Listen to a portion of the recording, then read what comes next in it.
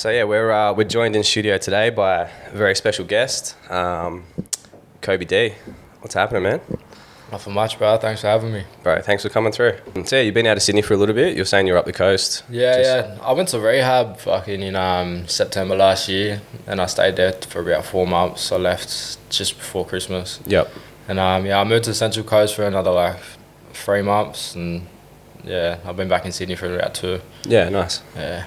How is everything up there? Because obviously they got affected by the bushfires and stuff as well quite a bit. Was that where you were staying? Is anything? Well, I was staying at a place called the Glen Rehab, and Yeah.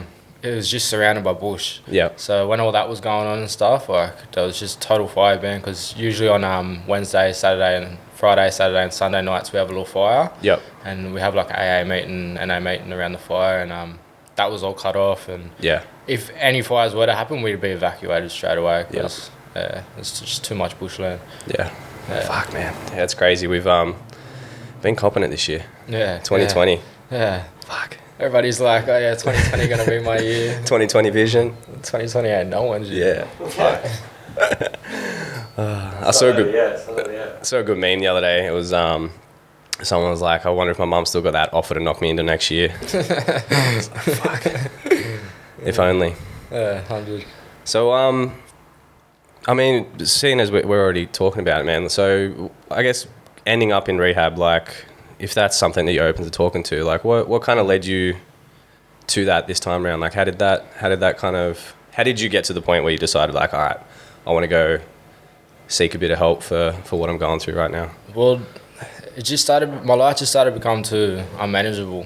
Like, I'd get so drunk that I wouldn't even rock up to shows. Like, I wasn't making any music. I wasn't doing nothing. And I just had a daughter. She was 3 months when I went in, but for the 3 months, like, I was too worried about drinking. I was too worried about drugs, and she wasn't my priority. And it was hurting me because I had that happen to me to my dad. You know what I mean? Like, my dad, he had an addiction himself, and I didn't see him for like 10 years of my life. And for me, it was like I just started seeing myself turn into my dad, and it was hurting me. And it hurt that I couldn't prioritize like my daughter over all that stuff, because addiction, it takes all the love away from you. Like, and it just, like, I was just numbing myself so much that I just didn't feel for anyone else. And yeah, I had a lot of help from my youth supporters at Weave. Yep. And they got me into a detox, and I was still umming and ahhing about it. There was times when they took me to the detox and I was still off my head, and I'm like, I'm not fucking going in there. Yep. And I didn't. I missed one, and then the next week something happened that just made me think, fuck this, like, I'm not going to do this for the rest of my life. Like, I've got a daughter there that I've got to look after. I've got fucking priorities. I've got this music stuff, and none of it was happening while I was in addiction. Yeah. And I just took that step, and it was the best move I ever made. Fuck yeah, man. You should be proud of that. That's not an easy thing to do, you know. Yeah, for sure. It's easy to stay lost. Yeah. Did you, like, so when you go into rehab, like, what's kind of involved? Obviously, like, you're separating yourself from, like, the environment where you've been, and you know, but, like, what's, just to give people, like, a bit of insight, like, what are you actually going through when? Like, what do they set out for you in there? Yeah, like, are you kind of, are your days kind of planned out, or is it just a place where you're just away from everything? So that's why, like, if anyone's looking to go to a rehab, I recommend the Glen, like, because the Glen is we have such a different program there. Like, every day there was a different type of sports that we do. They got a gym there. Every morning I'd use the gym. Every afternoon I use the gym.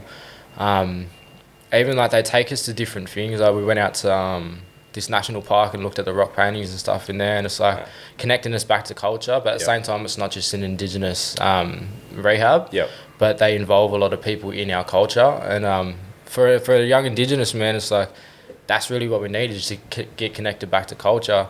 And I even seen it with the non-Indigenous people, like, learning about our culture just gave them a sort of sense of identity, like, as well. It's like, because just as much as it's my history, it's your history as well, you know what I mean? And it's just, it's mad to be able to connect with everyone on that sort of level. And it was just, even just getting introduced to the AA and NA rooms, like, and just being part of a fellowship of other people that are on the same path as you, and that's just to stay clean and sober. Yeah. Nice, man. It's I think that's a really important thing that you just said there about, like, just the inclusivity of, like, I'm scratching for her name at the moment. She's a politician now, really, really prolific Indigenous lady. She was a ex-Olympic gold medalist.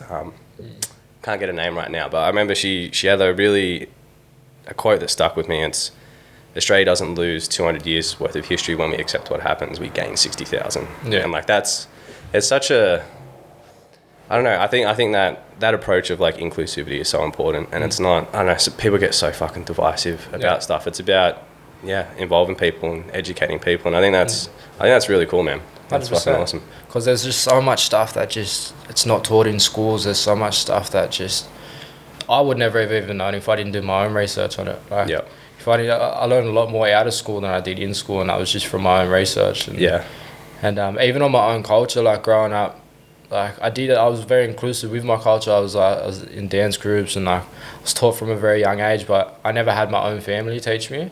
So a lot of stuff was taught by uncles and aunties out in my community. And for me, my biggest part of my learning was just learning myself. And in rehab, I got that chance. I was just reading books just every day, and I was just trying to get my fucking my knowledge up on just everything. And especially the biggest thing was learning my stuff about my own self, like dealing with my own emotions. Like, it was just the biggest learning process. Yeah, and like that's what I really loved about rehab. So I just got to work on myself every day. It was my. It's interesting. You could read a quote that you've seen or heard like 1,000 times in your lifetime, but you read it off the back of going through something when your perspective has changed a little bit, and it just hits 100%. Hits in a whole other way, and you actually like you feel it rather than just kind of hearing it. 100%. Any books in particular that you think people could get some value out of? The Power of Now by Eckhart Tolle. I read that while I was in there, and it's just about like staying in the now and like realizing that the past is an illusion and the future is an illusion. It's like once I started reading that, and I started like it's trippy, like it's deep. You start thinking like fucking. It says like if you're living in the past, you got depression. If you're living in the future, you got anxiety, and it's like because you can't change what's happened in the past. You don't know what's going to happen in the future. Really, the only time that we have is now. And like I try meditating every night. Fucking was doing yoga and shit, and like I was like really zen the fuck out. What's your favorite yoga? What's your favorite yoga move? I can't really remember the yoga moves. There was times when you're like, because we did it once a week, and there was times when you're just like, fuck, I don't want to do this, and then there's times when it was good. It was like, that's the thing, like they introduced us to things that we wouldn't usually do. We were playing like netball, we were playing soccer, we were playing like all these different things that fuck we didn't play growing up, and it's just it's just a good experience of being able to do all that sort of different stuff. Another book that I was reading was The Law of Attraction, and that was something that I really took in, like your thoughts create your reality sort of thing. And just because I remember every night when I was fucking younger, like I just used to dream of being on stage. I just every night, before bed, and you make up scenarios in your head that like aren't real or something. You might fucking be fighting aliens or some shit. I used to just kicking ass and taking names. I used to just think of fucking being on stage all the time, and then the moment that I realised that was when I did last year's Invasion Day with Briggs and stuff at the Melbourne Zoo, and 3,000 people, and I just remember thinking, fuck, this is what I used to dream about. This is what I used to think of every day, and like now it's, now it's like I've attracted that. I feel like it was around that time that we first connected.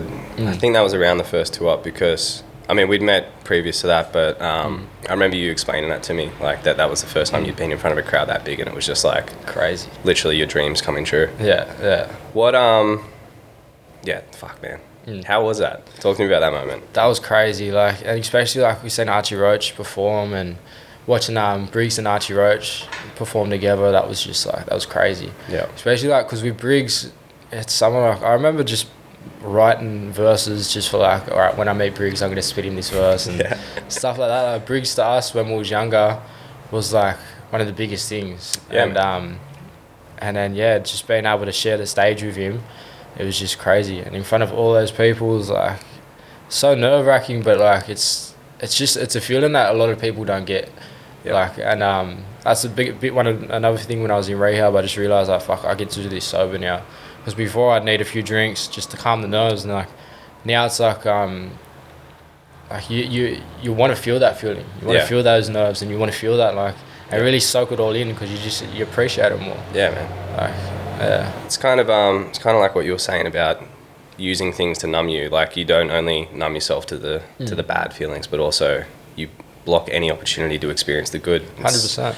A classic, you don't get the sunshine without the rain type scenario. Like you gotta be open to feeling the full spectrum of experiences to get the most out of it. That's something I'm learning more and more myself as well, man. It's kind of how I was saying, like the thing about reading a quote. Like I know I think this time's been really challenging for a lot of people in a lot of different ways. Like I found myself skewing off and not doing the right thing, and then you kind of pull yourself back and you're like, fuck, right, get back on track. So I mean, last year was a big year in a lot of ways. Like you mentioned before, you had your first kid, who I saw turn 1 recently. Yeah, she's turning on the 10th of April. She turned 1. Yeah. Congrats, man. Thanks, bro. Thanks. How's that journey been? It's definitely been an experience. Like ever since I was a kid, all I wanted to do was be a dad. Like that was just, some kids want to be fucking police officers, firefighters and shit. I just wanted to be a dad. Like, I don't know. I think it's not having my dad. I wanted to give another kid something that I never had, and like I hoped for a son. And then as soon as we did the gender reveal, I just looked and I was like, wait, what the fuck? We didn't have no son names. We didn't have no girl names. We had like all these boys' names, and I had everything. And then as soon as we found out that I was gonna have a girl, it's like everything changed, and it's just such a different experience being a father to a girl.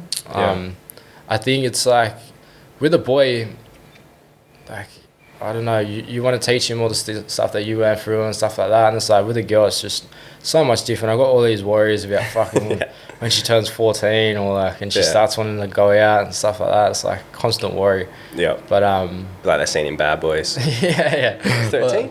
Well, that's exactly what I'm gonna be like. Fucking hell. Yeah, nah. It's I can't believe it's been a year nearly. That's crazy. Yeah, I know. It's like, it's fucking, and she's walking and shit now, and she looks exactly like me. Like, it's a spin out. Because like I look at her and I just see myself in her so much. Yeah. And then you're just watching this conscious growth. Like she's just I don't know. It's kind of hard experience to explain, but One day, Lee. We'll get there. Yeah. Hey, Lee, I'm gonna have to ask you something real funny. Yeah. Shit. See this camera? Yeah. See that little square thing you got hanging out there? What is that little square? I don't know, bro. You have to get rid of it. Where? On this thing. Look.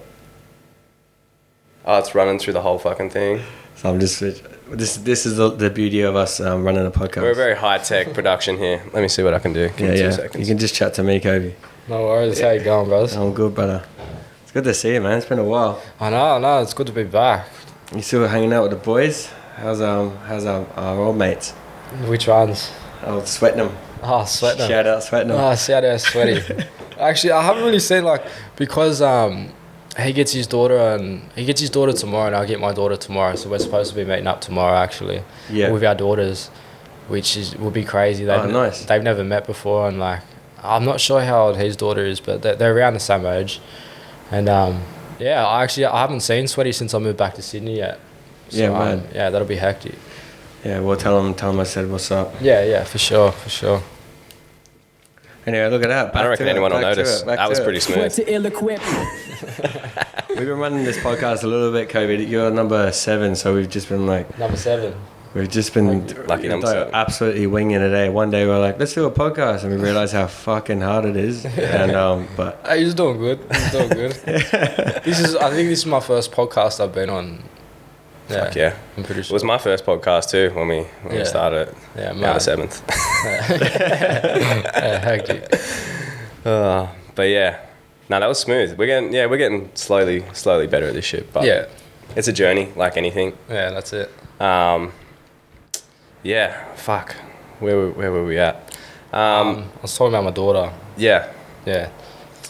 So, any plans to grow the family at this stage, or got your hands full? Well, me and her mum's not together anymore, so that's why. Because I was living with her on the Central Coast. Yep. And then we broke it off, and I've just been back in Sydney. So not reproducing any more kids. Yeah, definitely not. Cause like it's fucking it's fucking hard, and I think for me I dove into it very young. Just like I just thought, fuck, I want a kid. Yeah. I just want a kid. Like I want a kid, and then and my ex, when she fell pregnant, I was just like, no doubt, like we're having a kid. Yeah. And then just like I wasn't aware of all the responsibility that comes with it, and I guess like when she was born, I just didn't have any responsibility at all, and yeah, now I'm at the point where now like I take that responsibility on like full on. Yeah. You know, I only get her twice a week at the moment, but for those two days that I get her, like I'm just trying to spend every little second with her, and like every time I see her, every week that she comes, she's learnt something new, she's grown, and yeah, it's amazing just watching her grow. Yeah. Yeah, it's she's definitely the best thing that's ever happened to me. Yeah. Definitely. Like if I never had her, I wouldn't have went to rehab. Like, there's no way I would have went to rehab. Like she's one of the biggest motivations for me at the moment to keep doing what I'm doing, to even still be making music and shit like that. Because before, like I wasn't even worried about making music. I was just getting off my head and I was just enjoying the times. Yeah. And yeah. I guess just having her it's brought a whole new meaning to my life. Yeah. Yeah. Fuck yeah. It's amazing, man. It's really good to hear. Yeah. Have you been writing much? Like, has what you're writing about kind of shifted? Like, are you? Cause everyone said that. Everyone's like, "Fuck, you can write about happy stuff now." Because like, all of my shit's like fucking depressing, or it's fucking. I wouldn't say depressing. No, not It's depressing. deep. Yeah. Cause like when I went to rehab and I'm showing everyone my music, and it's like, "Fuck, now you can write about stuff that's like, I don't know." Yeah. Cause a lot of my stuff that I did write about, a lot of my unreleased stuff as well is like it's a lot about through my addiction, and now it's sort of like I try to talk about like now, like coming out of that and stuff like that, and like having a daughter, and it definitely gives me more stuff to write about, and it's definitely giving me more like having a different experience and stuff. It's definitely giving me different stuff to write about. Yeah. That's something I've kind of noticed a few artists, mostly friends that I've just spoken to that make music, that they'll write this like, because the songs like that are about, you know, addiction or partying or like whatever, it's usually what a lot of people can relate to, because it's, you know, that's why I said, like when you said depressing, I don't know if it's that, because whenever I hear your music, it's more like, it might be deep and it might even have like a darkness to it, but it's always got like some kind of inspiration within it. Like there's hope, it's not just like straight reckless, but it's You got them trap bangers, bro. We rocked out got them bows. We know you got them. I got them in the closet. You got them there. But yeah, I find like a session later, we'll see what happens. Artists find that Sure. like when they're going through something that's so intense and they create like a body of work out of it, if it's been a bit of time, they almost feel like they're a different person now, so it's hard to actually go back and release some of that stuff. But yeah, 100%. Like there's still a lot of stuff that I go back and I listen to, and I'm like, fuck, I want to change so much in that song. Even like I got a music video ready to go, and like, you know, we're all partying and fucking I'm drinking and shit, and and like there's parts in it where I've messaged back to my manager. I'm like, fuck, can we change just that part of the video clip? And there's definitely a lot. Like I listen back because I've got so much unreleased music. Like it's Tell just them. Tell them, let them know. People want to hear it. And it's like I listen back to it and I'm like, fuck, I was in a really fucked state. Like some of the stuff that I talk about in some of the songs, it just takes me back to how I was feeling at that stage. And it makes me feel sad sometimes, because like, fuck, some of my best music I made came out of fucking through my worst times. And as an artist, when you're listening back to your own music, like it takes you back to when you wrote it. And that's what a lot of my old music does for me. And at the same time, I've got like unfinished songs that I've still got to do second verses to, and I wrote that first verse like in that time, and now it's like, but I'll have to start fresh, bro. Well, that's what I was. Don't say that. People fucking they'll start trolling you on the internet. They're like, release the unreleased Kobie Dee. I was gonna like, because you know everyone went through that sort of stage where they was sort of putting up one unreleased song. Yeah. Yeah, I was gonna do that. Just put like 50 in there. I hate it, man. Unreleased songs is my death. It's so annoying. Yeah.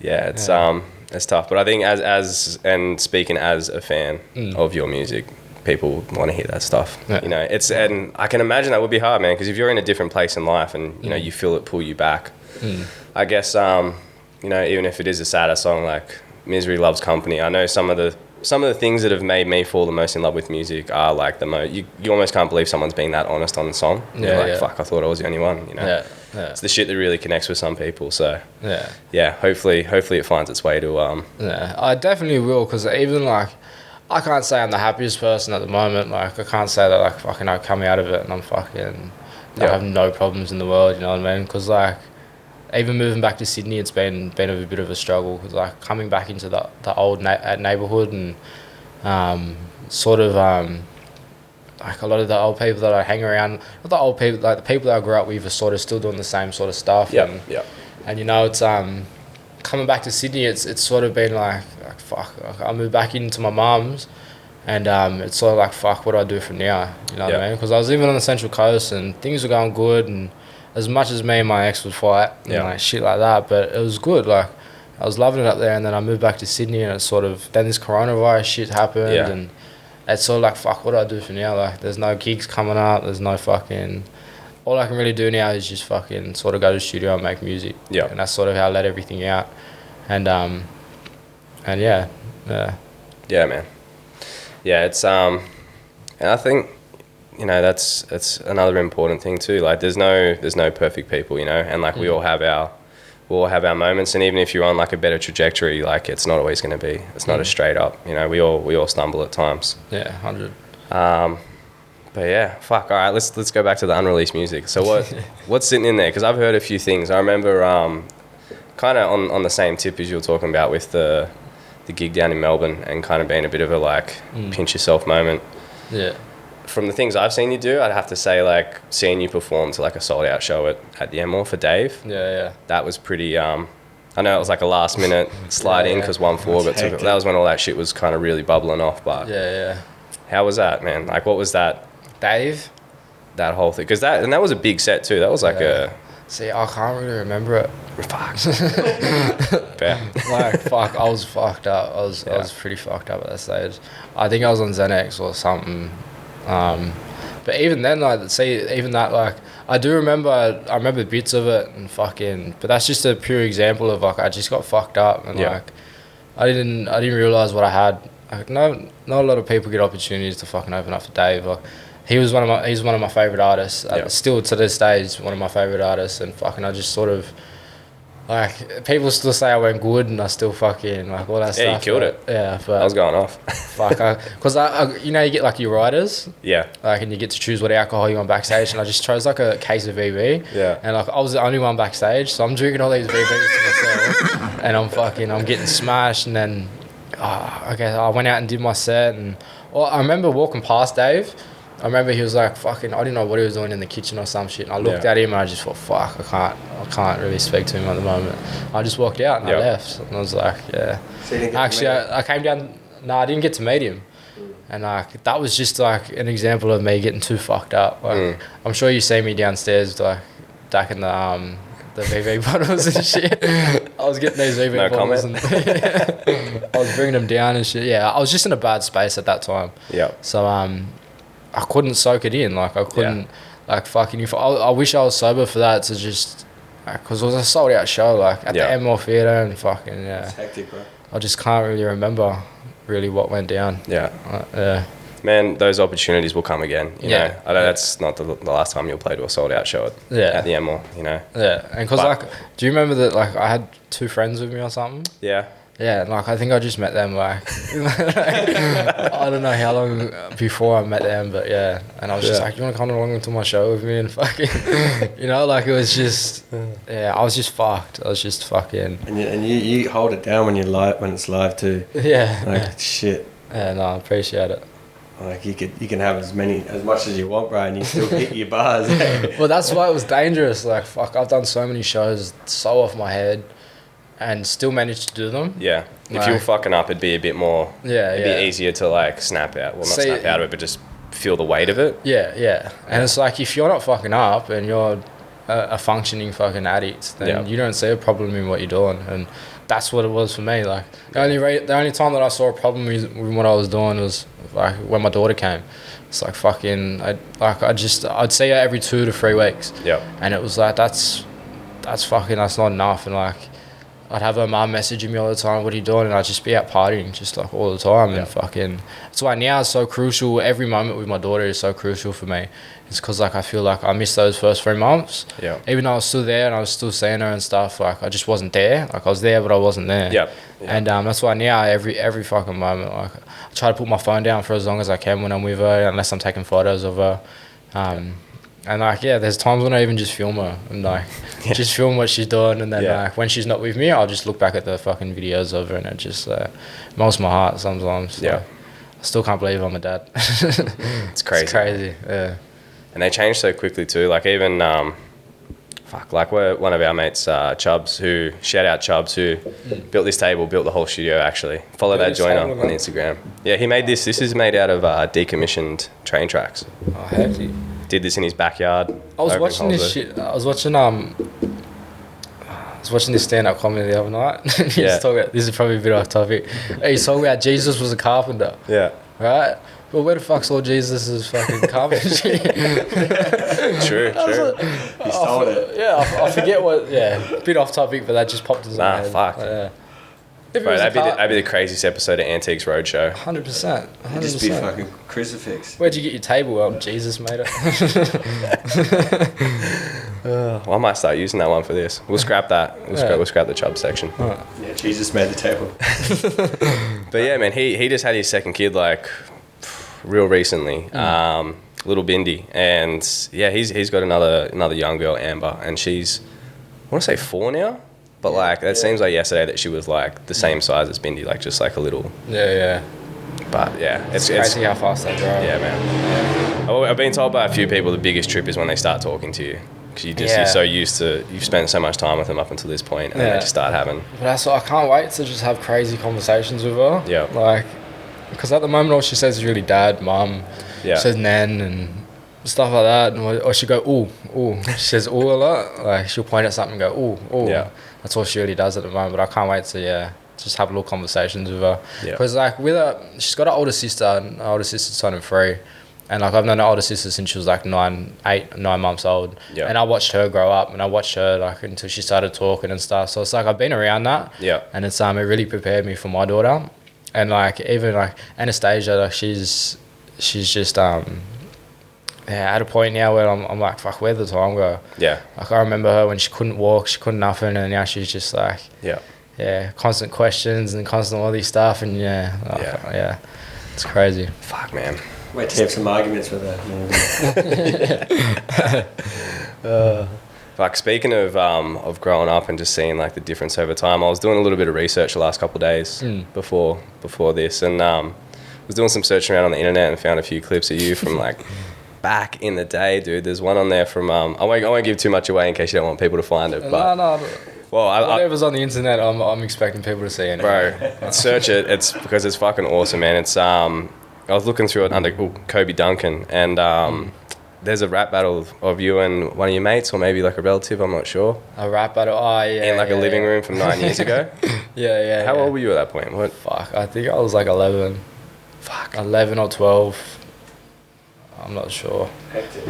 I can't remember. I had the fucking long curly hair, and I had the Raiders hat. I thought I was easy at that stage. Like, bro, you were pretty easy. But yeah, like, because that's what I've always just been known as the rapper around in my neighborhood. Like, I've been rapping. I started writing when I was like 10 years old. Yeah. And fucking, I've just been showing everyone since then. Like, like everyone, like, my name was always Kobie Dee, because like fucking I loved Eazy-E and shit like that. And it's Kobie Dee, Eazy-E, and that's what been my name since like I was 10. And as I grew up, like when I got to high school, we used to me and 2 other mates, we used to go down to the Redfern Community Centre every Monday with Heaps Decent. Yeah. So down the community centre every Monday, we'd skip school just to make it there in time for it, and then we'd record a bit and like I think we would have been like 13, 14 years old or something. That's when we recorded our first stuff. And I remember just coming to school like 2 days later and everyone had it on their phone. And I'm like, what the fuck? Like, everyone's doing the Bluetooth. Bluetooth. Yeah, everyone, this is when we had all the Nokias and like fucking all that sort of shit. And yeah. Do you remember infrared?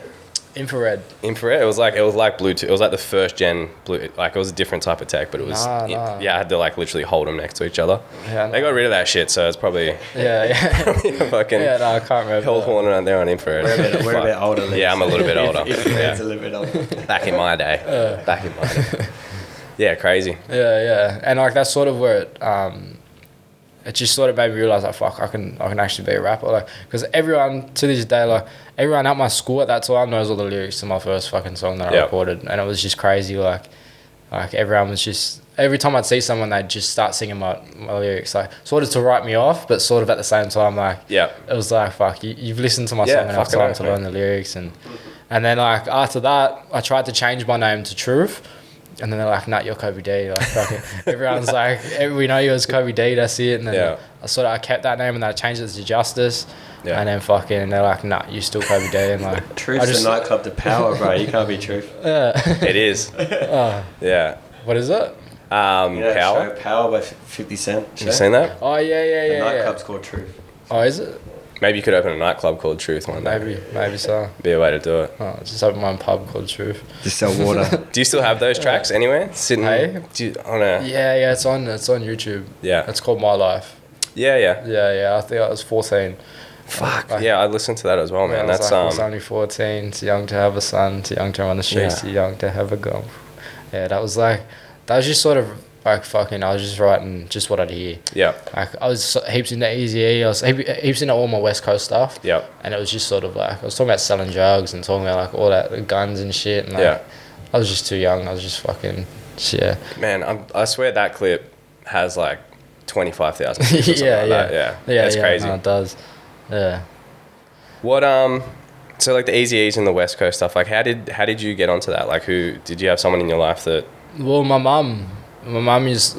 I sort of credit my mum for my first time writing music. Because she was... I remember I had this iPod. I forget where the fuck I got it from. I was like... I don't know what year I was in. I was like 10 or 11. And my mum was listening to one of my iPods. And it was Easy Does It playing. You know at the start, he was once a thug. Yeah. And I used to just listen to that part. And like, I used to crack up. Yeah. But I'd never listen to the actual song. Yeah. Just the funny part at the start and fucking... I remember my mum listening to it, but listened to past that part. And then fucking I'm thinking, what the fuck is this? And like... super gangster straight up. Yeah. And it was like... It wasn't the first time I've heard like gangster shit, but...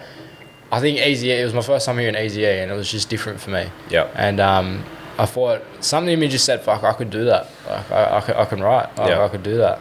And I went into my room. I wrote my first lyrics. And I came out and I showed my mum, and my mum was like, you can't speak like that. Like she hates it when I swear and stuff. And then, after that, I just sort of kept writing. And then, like my mum really introduced me. Like, I remember my mum had the Doggy Style album, and the Doggy Style, like, the front, like, and you used to be able to fold it out and it was a poster. Yeah. I remember she had that, and I just remember being intrigued by the poster, like not even the music at the time. It was just the poster looked hectic. That graphic is still one of the dopest 100%. Album covers ever. 100%. And so my mum really introduced me to a lot of the West Coast artists and stuff, and the Up and Smoke tour, I used to watch that like fucking every day. Fucking oath. I remember trying to learn how to crip walk when I was like 13. I think everyone tried that after, But I remember watching that, I was fucking like, because it came out in 2001, like, fuck, I don't even know how old I would have been then. And I was watching it, I just remember from then, like, I knew I was going to smoke weed. Yeah. I knew as a kid, I was like, fuck, one day when I get the opportunity, I'm going to smoke pot. And I did, the first opportunity I got when I was like... Live your dreams. I think I was 13. And I smoked a joint at fucking East Garden Shopping Centre. And just got fucking hectically high and... Yeah. Bro, the first time I ever encountered weed, I tried to eat it. I had no fucking idea. Yeah. Shout out Demerrick Street, fucking cinemas in Campbelltown. Me and my mate got a tenner. And we knew you're not supposed to eat it, but we didn't have any way of smoking it. And we got in there to fucking... They used to do these like $5 movies. So we jig school and went in there and we were just like, do you reckon we could just eat this? And we did. And it didn't do shit. Didn't do shit. But we thought it did. We were like, oh, fuck. Yeah, I think we were like 13 at the time too. Yeah, I remember not really Crazy noticing that I was high. And I just remember just laughing a lot. Yeah. And then someone's like, fuck, you're fucked. And I was just like, I don't feel anything. Yeah. The second time was a trip. It's my first time smoking bongs, and I remember just having it, and then fucking my mate gave me clear eyes. He was one of the older kids, so he didn't want me fucking... he knew what was up. Yeah, and he didn't want anyone knowing that I was with him and smoking and shit. You go home all red-eyed and... Yeah, so he gave it to me, and then I walked into the room, and I was in the room for about half an hour staring at my eyes, thinking, how white are my fucking eyes? I've never seen my eyes this white. Yeah. Like, I remember I just clicked like, fuck, I'm tripping at the moment. Yeah. I know. Yeah. I remember doing shit like that, like when I first started drinking when I was like 15 or something, like just... I can't remember, when was it? It was... Might have been my sister's. So my sister's 3 years older than me. So it must have been her like 18th or something. I'd snuck some fucking cruises or some shit. I don't know. But I just remember being like real wavy and just like looking at myself in the mirror and just being like, I am fucked up right now. Yeah. My first time So drinking... funny. I drank a goon sack for my first time drinking. Yeah. Goon sack in a fucking orange juice bottle. And like, I drank it with my auntie. Shout out to my auntie. I'm sorry if you're saying this and you don't want me to say this. Because my auntie, she's like 2 years older than me. My mum's sister. So like, we was very close growing up, and they grew up in Casino near Lismore. Yep. And yeah, we went down to the river and fucking... I remember just drinking it, and again, I was thinking, fuck, I'm not feeling nothing. So I kept drinking. To the point where I'm falling over on the rocks in the fucking thing. I'm cutting myself, but not feeling it. Yep. And yeah, it was fucking... And then my nan came down, and I just got sober like instantly. I was like, fuck. And then slept it off, and then after that, yeah. Shout out Beef Week in Casino. Fucking hell. Best beef in Australia. What's Beef Week? Oh, man. Kobie, you can tell. Fuck, I'm not too sure. I know they got their class is the best steak in Australia. It's like the beef capital of New South Wales. Beef capital of New South Wales, yeah. We were at a doof once, and there was a bunch of dudes from Casino, and they were just walking around shouting, Beef Week, Beef Week. Like, they were real proud of it. Shout out to Beef Week. Summer Nats for farmers. Fuck So yeah. I haven't been there in fucking ages. Like my nan, ever since I was young, my nans lived there. All my aunties and uncles lived there and stuff. Yeah. So I was always up there. And like with those little country towns, like especially because my dad's from Moree as well. And like when I reconnected with my dad's family and stuff, I moved up to Moree for a bit. And just in those in the little country towns and stuff, it's just so fucking different. Casino's Bunjalung. Bunjalung, yeah. Gamilaroi, and then Gamilaroi. Yeah, so Gamilaroi's like Moree and fucking Walgett and stuff. That's the start of that story up there, Bunjalung. Yeah. And Wooden Bong and all that area. Yeah. It was just that's so different, like growing up out there, because like a lot of them start a lot younger. A lot of them start like just because there's not much else to do. Yeah. And fucking when I was up there, like Casino was the first place I smoked a cigarette, first place I drank. Yeah. Moree's mad too, though. Moree Madness, shout out. Moree Madness, shout out all my brothers in Moree Madness, 100%. No, but yeah, that's like I've got to go back there too, because I just feel like especially through this time of my life at the moment, like, I've got so much shit going on, and fucking I just need to sort of go back to country and just fucking go back to where my people are from and just sort of give myself a bit of time out at the moment, I think. Yeah. Because I haven't been back to country in fucking 5 years, 5-6 years. Yeah. All the young fellas will love that too, Yeah, no, fucking... Well, that's because I said... out if they see you down the main street. Well, before this coronavirus shit, I was supposed to go up there for this thing. It's called juvenile justice. Yeah. I've been an advocate for it for a long time since I was like younger myself, and it's all about it's about early intervention with kids, like before getting locked up and stuff. Like instead of locking them up, let's put them into programs and stuff, and let's be a bit more hands on with them before just making the decision to just lock one kid up. Penalising. Yeah. And cause it costs like fucking 300. I think it's about 300 grand just to lock one kid up for 1 year. Fuck. So that money could get put into fucking so many different other programs and so much different shit. And they're doing something like that up in Moree at the moment. And someone asked me to come up the other week, and I was like, yeah, no, for sure. And then all this coronavirus shit came in, so I was like, especially I got to take my daughter out there too. And even though it's not really seeing my dad, because like my dad fucking he's never even really seen her. Like he's probably seen pictures of her. I don't even think he fucking knows her name if I'd ask him. Yeah.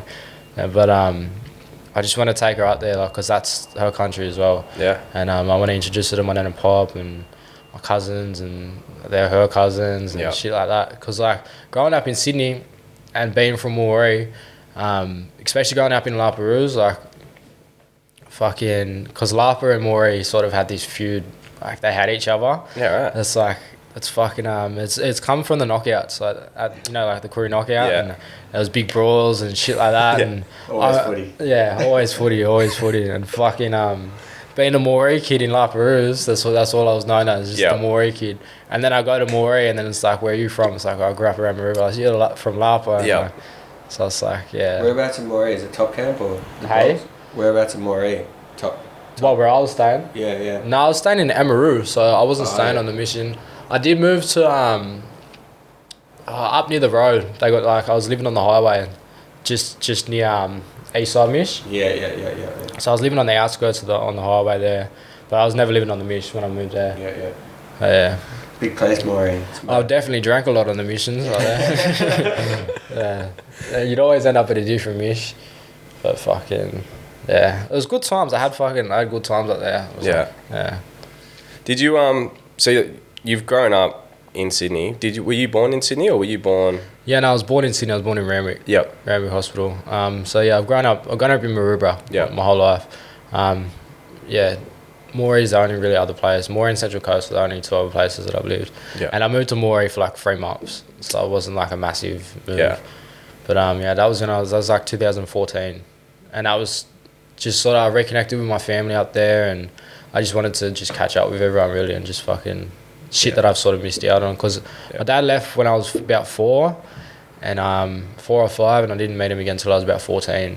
Yeah. So there was just so much catching up to do, and I wouldn't say we didn't really get to do it, but fucking with my other family, like my nan and pop and my cousins and stuff, it was mad. But my dad was sort of in and out. Like he wasn't even living in Moore at the time. Like he was living in Wilmaringle, and I didn't really even get to see him much when I moved there. Yeah. But yeah, it is what it is. Was that something that you were you driving for that, or was that did he make that connection, like when you guys caught up when you were 14, or were you? The funny thing is, like, I went on this fucking soccer trip, and I don't play soccer. It was just a free trip to fucking Alice Springs. I got taken to Alice Springs, and I was like, I would start a soccer team with the school, and none of us played soccer. We were all footy. Grew up playing footy and shit. But everyone was like, yeah, free trip. Yeah, I play soccer. Yeah. So we had this team full of people that don't play footy. Don't play soccer. Yeah. Like, we're playing soccer out there, and one of the lads picked the ball up, and he's mucking around like shit like that. And chip and chase. There was another team there from Moree. There was like a girls' Moree team. And they came over, and I was like, fuck, I'm a Duncan from Moree. And she goes, I'm a Duncan from Moree. I'm like, well, fuck, like, do you know my family? And she's like, yeah, I'm your cousin. And then boom, I was like, do you have my dad's number? She's like, yeah, I got your dad's number. And like, that's how we reconnected. I called my dad, and he talked a bunch of shit, saying like, oh yeah, your mum wouldn't let me see you, and fucking all this shit, which I know isn't true, because he knew where we lived. He knew my number and shit. It's like, I wasn't falling for it, but at the same time, I was like, all right, can I just come up and see you? So, and I got back to Sydney. I told my mum, and mum's like freaking out as well. She's thinking, oh fuck, how did you get in touch with him? And then I was on the next flight to Moree. Yeah. And fucking it was just luck sort of thing. Out of all places, I reconnected with my family in Alice Springs. Yeah. Fucking it's crazy. Yeah, it's it sounds like it sounds like luck, but then also kind of what you were saying as well about like the power within. Yeah. And like kind of that same philosophy of just when you kind of set an intention, like you'll find a way to get there as well. So 100%. Like what I was saying about the law of attraction as well. Like the more you think about things, like the more you're attracting it. Yeah, exactly. And that's just an example of it. Yeah. Yeah, man. And I guess another, just on some of the stuff that I was reading, so another big part of your life has been boxing since a pretty young age as well. Yeah. And there's been a pretty pivotal character in that scene as well that that you've been with for a long time as well, like your coach. How did that whole thing come along? Because I know, obviously, like from everything I read, like so you were going through a bit of shit when you were in your teens, and you kind of found boxing as a way to get off the street and start just kind of like realign everything. Like, were you interested in boxing prior to that, or was that something that? I've always boxing was sort of another thing like rapping. Like I watched Roy Jones, like this fucking his highlight reels, and just thinking, fuck, I can do that. Yeah. It was just sort of something in me. Just I don't know, like when it comes to those sort of things, there's something in me tells me that I can do it, and then fucking I just do it. And like I started. We used to train. We used to get picked up. The police at the PCYC was running some sort of thing like for the kids at my school and like different schools, and they pick us up in the morning. We train in the morning, do some boxing, and that was with my trainer. Yeah. And then they take us to school straight after, and it sort of just started off from there. Wait, am I allowed to go to the toilet? Is that cool? Yeah, fucking yeah. Sorry, I've been fucking busted. That's alright. Smash it. I'm like, fuck, can I get through this? Fill the jug. Big Oss. Shout out to Big Oss in the big building. Crocodile goes. Booyah. All right, we're back. After a nice lavatory break. It was very much needed, actually. Oh, 100. That's our first official pee break of the potty, and I think we should do it more often. Personally. I didn't know how I was going to make it for the rest of the podcast. But yeah, so we'll chat in a sec ago about boxing. So yeah, you were saying it's something you've always been a fan of, and you kind of seen it and just knew. So because for a lot of kids that were fucking up at school, we got put into this program with the police in the mornings, and they pick us up. Yep. And they'd take us to training, and fucking we do boxing. And for a lot of us, we just loved that we got to go in there, put the headgears on, and just punch the shit out of each other. And like it was mad. Like you sort of had little contests with amongst your friends and who can beat who and stuff like that. And that was sort of my first introduction to boxing and stuff. Yeah. And yeah, it's sort of just that's where I met Brad, my trainer at the moment, and I met him, and then after that he started bringing us to a different gym, and it was very just sort of once a week sort of stuff. Yeah. And I never took it serious for ages, and then I nearly overdosed on fucking ecstasy when I was like 16, 17, and I remember just thinking like, fuck, is this the life that, like at that age I just remember thinking, oh fuck, I could die, like or I could be fucking stuck in psychosis, I could be stuck, I could like have some sort of fucked up, like, you know what I mean, and made me think about my siblings, because I'm the oldest of 7 kids, like 3 from my dad, and then 3 from my dad, I think, 4 from my dad and 3 from my mum. Yeah. And I remember just thinking like, is this the example that I want to set for my little brothers and sisters? And I just thought I had to do something to sort of get me back on the right track. And I got in contact with Brad, and we just started training hard out since then. And I started fighting. I started winning fights, started winning titles, and started traveling. Like fucking, we're traveling everywhere to fight.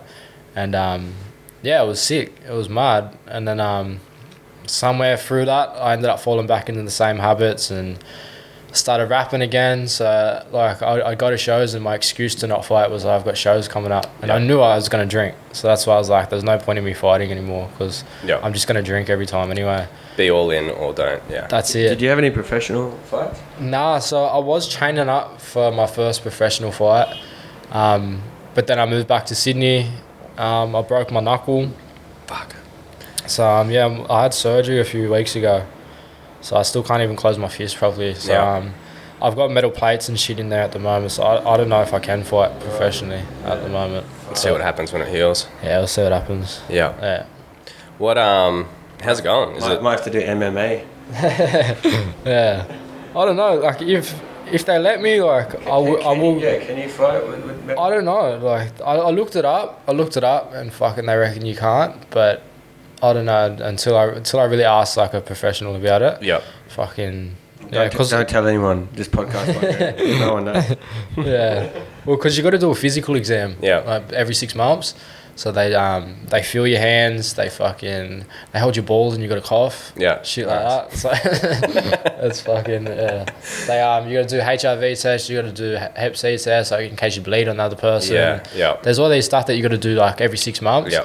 And with the physical, that's the only part. Like I might not pass the physical if they ask me about my hand, but yeah, I don't know. We'll see what happens. Built-in brass knuckles now. Yeah, I'm not looking to fight anyone at the moment anyway. So it's fucking. I just can't even shut it. I can't grip things properly. It's been. Yeah, man. It's been a bit. Injuries hard. are rough. Yeah. Yeah, I fucked myself up a lot in my teens. Mostly played a lot of sport, but mostly through like BMX. Yeah, and yeah. just This is the first Hate all bone that I've shit. ever broken. True. Yeah. Sucks. So, yeah. Yeah. Have you been to Wellington? Wello. You know Wello? Yeah. Have you been to the gym there, the boxing one, with Nah. Mundine had like set up a gym there. Yeah. I went there, sussed it out. It's mad, bro. Yeah, no, I haven't been to Wello yet. I'd love to, but Big boxing culture there, man. Yeah, because that's where fuck, what's his name? Mundine? Not Mundane. Wally Carr. Wally Carr was from. Okay, yeah. He's from Wello as well. I'm pretty sure. Yeah. Heaps from Moree too. Who?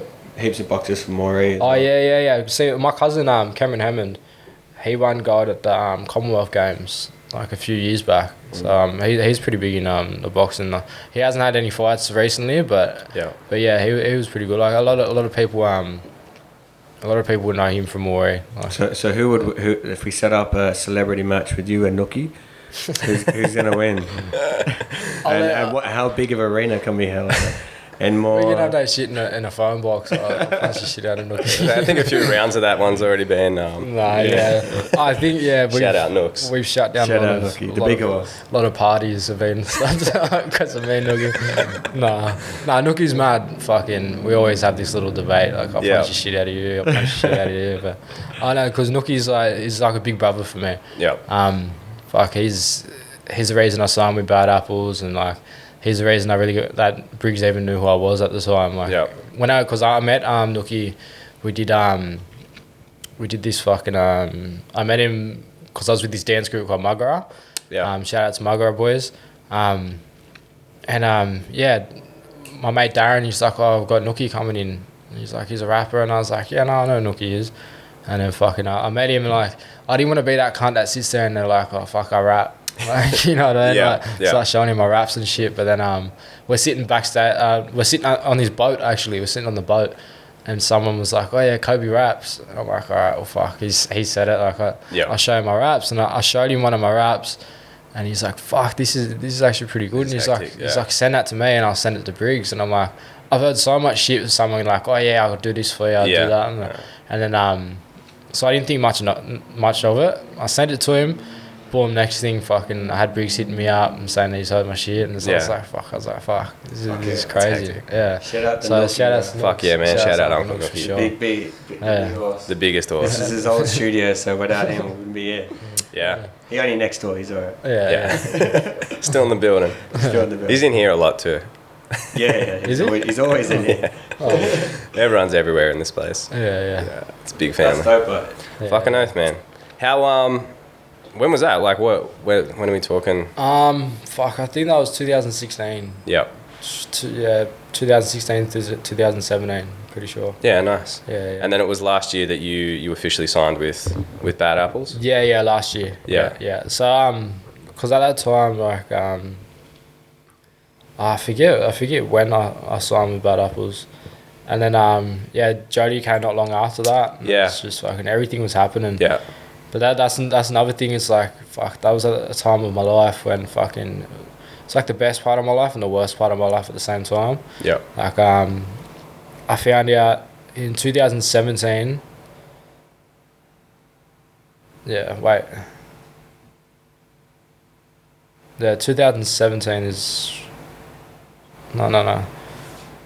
This is 2018. I found out like that I was gonna have a baby, and in the same year, I found out I had a tumor in my bladder. Yeah. So it was like, it was like the best news of my life, and then the worst news of my life, and then my fucking life just like spiraled out of control, and I started fucking hitting it hard after like they told me I had the tumor in my bladder, and like they said that like I had the surgery for it, just for no surgery, like they just had to look at it and like see what it fucking look like and shit, and the doctors came back and they're like, fuck, you're very unfortunate at your age to have a tumour in your bladder. Yeah. And I didn't even listen to them really. I just thought, fuck it, I'm gonna die. Like fucking just like my brain just like jumped straight to that. So after that I started chopping in heaps hard, and I was doing anything that was put in front of me, like any drugs, any fucking alcohol, everything. Like I just wanted to fucking black myself out. Eventually I got another I got it tested again, and they said it wasn't cancerous, but it could progress to cancer, and like I just got to watch it, and I had to keep doing all these checkups, but I was never turning up for the checkups. Yeah. And I just wasn't taking it serious because like I didn't care whether I fucking lived or died or not. You'd already kind of made your peace with it. Yeah. And yeah, it was just hard because I knew I had my daughter coming up. Boom, I did the Bars of Steel like a few months later. And I started getting all this love, and I started getting like all these fucking... Bars of Steel was when I really started getting noticed, and then just a lot of people don't understand at that time was like one of my lowest points of my life. Yeah. At the same time, yes, it was fucking mad because Jody came out, but yeah, it was kind of hard when I had people coming up to me going, "Oh fucking, I'm so happy for you," and like all this stuff, and it's like people were so happy for my success, and I wasn't even happy for my success. Yeah. And it was just hard. Like I just wanted to feel what other people felt in me. Like so many people were happy for me, but I couldn't feel happy for myself. Yeah. And I think that was a big turning point for me to go to rehab as well. It was like I just wanted to be happy. Doing all this amazing shit, and I'm not even... Just not appreciating it. Like that's why I get so fucking pissed, and I get so fucked up on my shows and all this shit. I just wasn't appreciating it. Yeah. And then it was just it was a hard time. Yeah. Yeah, I guess it's like we were saying before, man, it's like that same... You're numb to everything. You're numb to the good, to the bad. It's like it's all... It was just every emotion. Like I just didn't know how to deal with emotions. Like if I was fucking really happy, you go, fuck, let's have a drink. Yeah. You know, if you're really low, you think, fuck, I'll have a drink. Yeah. And it's like just every little emotion. Like, oh fuck, I'm feeling a bit nervous, I'll have a few drinks. Yeah. And it's like it's human. It's like it's normal for us to feel these emotions, but some people just never learn, like, and that was me. Like I never learned how to deal with any of my emotions, and it got to a point where fucking every little bit of emotion that I felt, I needed something to block that out. Yeah. And it just caused this numbness, and fucking it just got to the point where like I was doing drugs like not for a party purpose, or I wasn't drinking for party purposes. I was drinking purely just to numb myself. Escape. Yeah. And it's a vicious cycle that we're seeing, like especially with the youth that we're seeing. Like they're so into like this the Aussie hip hop industry, like and it's like that's why I see like with a lot of my stuff that I speak, I know that so many kids are listening, and I know that so many kids are fucking, because I remember growing up in Aussie hip hop, like when you're around like 13, 14, that's like the biggest thing to you, because like you can relate to it and all that sort of stuff, and it's rebellious as fuck at that age. Yeah, it's like that year 9, year 8, year 9, high school. You just just want to run amok. Yeah, that's it. And like I stay cautious of that with the music that I'm making at the moment. So I try not to glorify drugs. I try not to glorify fucking any street shit, like, any of that sort of stuff. And that's not to say like I'm not saying nothing about any other artists saying. I'm just saying from my point of view, I just feel like and Scott High's the one that taught me this. Like music is the most influential thing in the world, and it's like you can influence so many kids just by one song. And that's what I've seen throughout my journey, and that's what for everything that I write, I try to be conscious of who's going to hear it.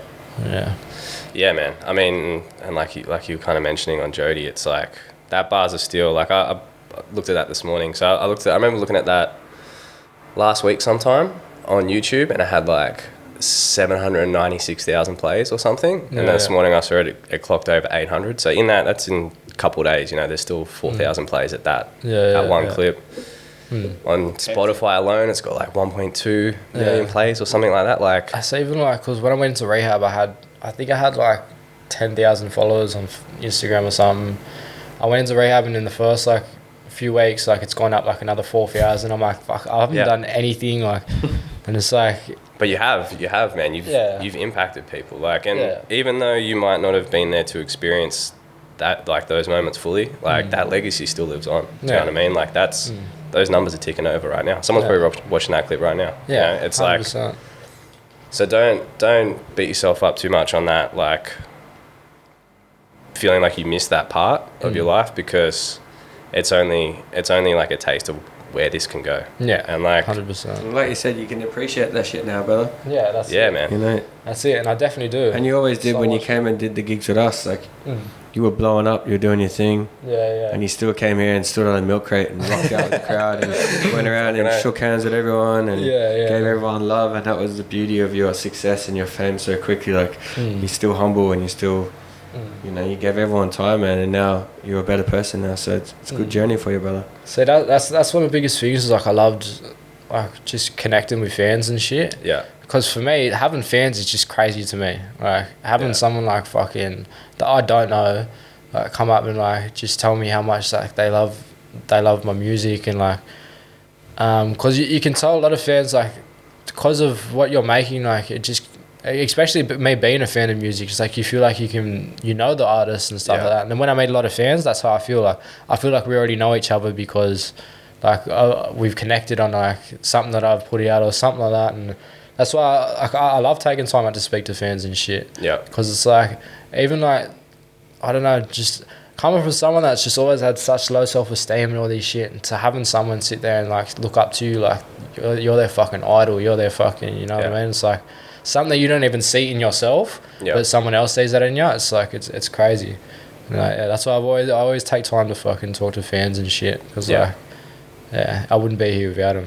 Yeah. Well, even the first time, I remember the first time I met you was a gig that Nookie put on. I feel like it was, it must be like 2 or 3 years ago. Botany View on or something? No, it was at the Lansdowne. It was like the end of NAIDOC week party.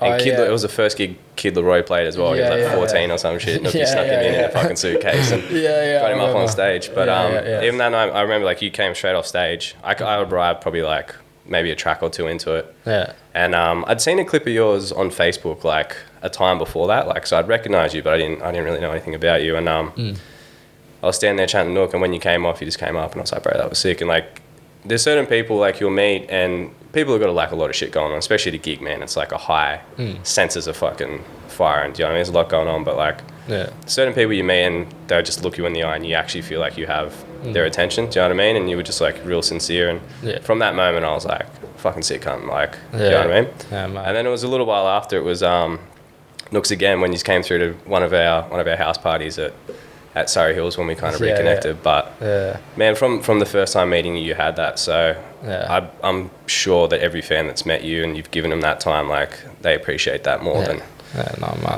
more than you would. More than you would know. It's it means a lot, man. And the kind of music you make too, it's like it connects with people. Like you said, it's not. It's interesting to hear that you have like a real conscious approach to what you're putting out as well, because you know how much influence it can have.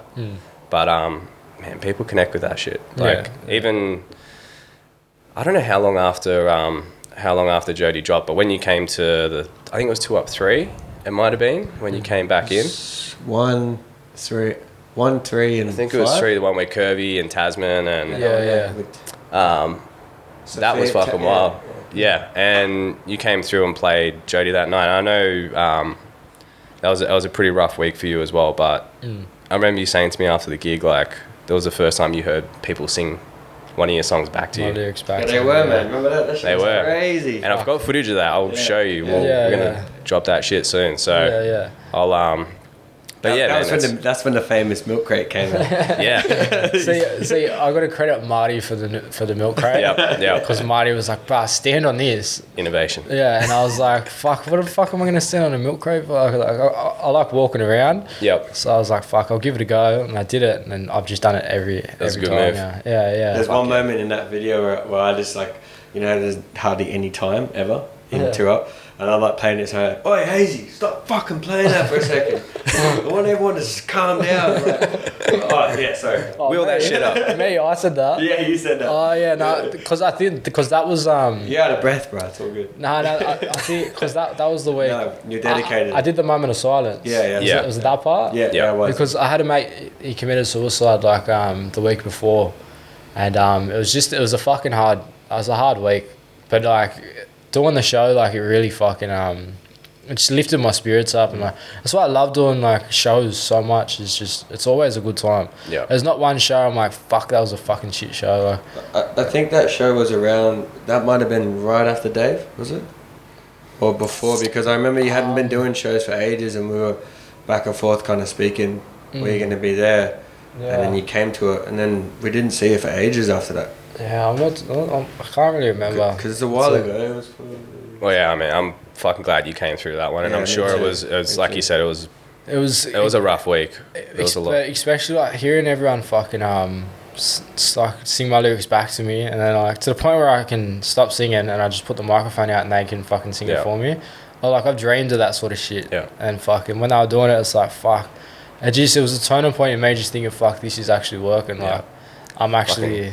Give me goosebumps thinking about it, man. Because I know for the people that were in that room too, they felt the same about seeing you perform that, especially in such a small, intimate setting like that. It's yeah, man. It's everything that you're getting out of it. You're also giving that to the people that are receiving it. So I'm excited to see what happens next for you, brother. Hell yeah, man. Hell excited, man. Any so you said you do have obviously things have been put on pause because of everything that's going on, but you got a track ready. So I've got a few tracks ready. Yeah. Any smile. yeah, fuck it up. Smiles all around. I've got 2 videos ready to go, and I've got a fair few tracks ready to go, and then at the moment now I'm just working on just getting tracks finished and getting as many as I can pumped out. And you were saying Still Standing has now been put on full rotation with Triple J? Yeah, so I think that was like last week or 2 weeks ago. Congrats, bro. That's fucking huge.